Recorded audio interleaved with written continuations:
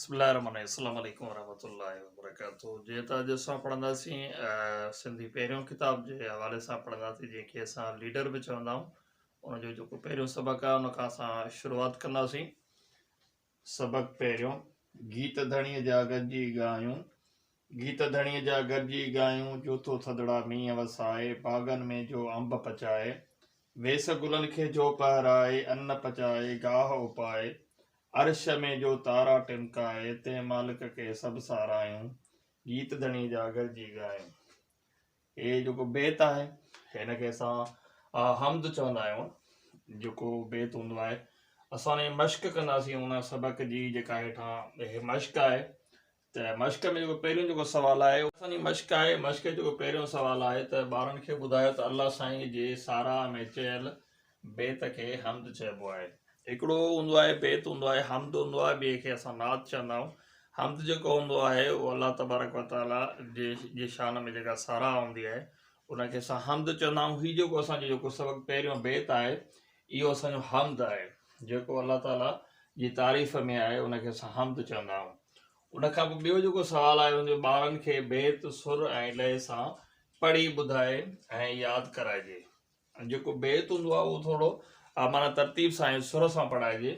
गीत धणीअ जा गॾिजी ॻायूं, जोतो थधिड़ा मींहं वसाए, बाग़नि में जो अंब पचाए, वेस गुलनि खे जो पहराए, अन्न पचाए गाह उपाए, अर्श में जो तारा टिमकाए, ते मालिक खे सभु सारायूं, गीत धणीअ जा गॾिजी ॻायूं।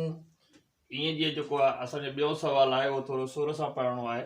जेतिरो उनखे सुठे तरीक़े सां पढ़िजे उहो वधीक अञा बहितर आहे। जेको टियों सुवालु आहे मश्क जो, त लफ़्ज़नि जे वाहिद सूरतुनि मां जम सूरतूं ठाहे लिखो।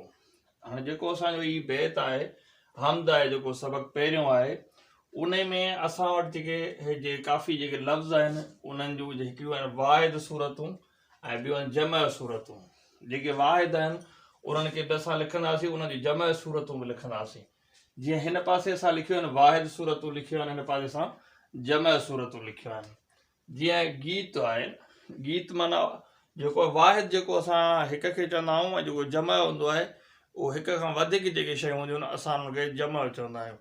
त हिकिड़ी आहे वाहिद सूरतूं, ॿियूं आहिनि जम सूरतूं। वाहिद सूरतूं माना उहे लफ़्ज़ जेके अकेला हुजनि, या गीत माना हिकिड़ो गीत असां चवंदासीं गीत। जंहिंमहिल लिखिबो गीत त हे हिन जी थी वेंदी वाहिद सूरत थी वेंदी, ऐं वरी गीत लिखंदासीं त हे असांजी जम सूरत चयो। गीत में हिक खां वधीक गीत आहिनि, ॿ बि थी सघंदा, टे बि थी सघंदा, चारि बि थी सघंदा, पंज बि थी सघंदा, केतिरा मतिलबु हिक खां वधीक जेके आहिनि उहे आहिनि जम। उन खां पोइ असांजो ॿियो आहे अंब। अंब माना हिकिड़ो अंब, माना उहा हुनजी वाहिद सूरत आहे। अंब माना हिकिड़ो जेको आहे उहो वाहिद सूरत आहे।